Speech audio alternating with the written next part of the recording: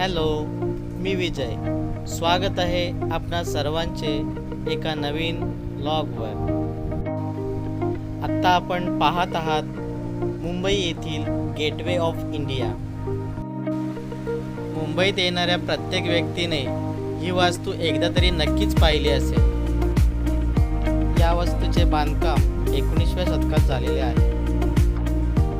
हे गुलाब्याच्या अपोलो बंदरात उभं असलेलं एक वास्तुशिल्प आहे.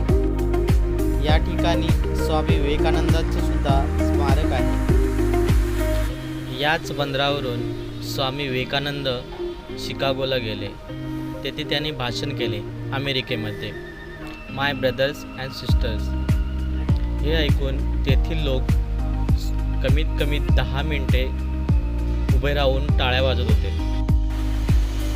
याच्या स्मरणार्थ त्यांचा भव्य असा या ठिकाणी पुतळा आहे. गेटवे ऑफ इंडिया आणि त्याच्या बाजूलाच ताज हॉटेल, जे भारतातील सर्वात महागडं हॉटेल म्हणून ओळखलं जातं.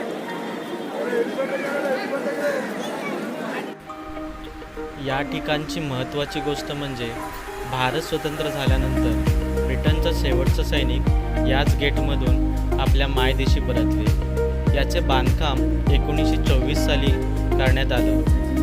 त्याचं डिझाईन जॉर्ज बिटेट यांनी केलं. हे बांधकाम इस्लामिक शैलीत आहे आणि हे सर्व किंग जॉर्ज व क्वीन मेरी यांच्या भारत भेटीदरम्यान बांधण्यात आलं आहे.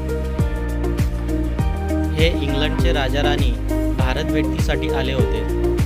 यासाठी दिल्लीमध्ये सभा आयोजित केली होती.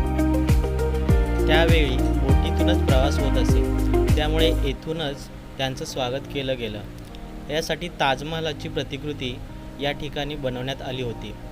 त्यानंतर ते तोडून त्यावर ही प्रतिकृती बनवण्यात आली.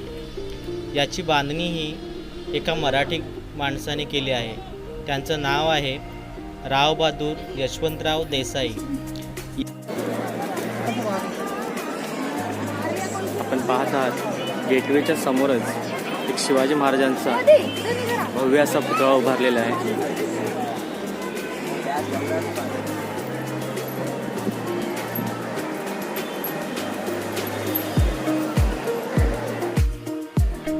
आपणाला ही माहिती कशी वाटली हे सबस्क्राईब करा, शेअर करा आणि लाईक करा. धन्यवाद.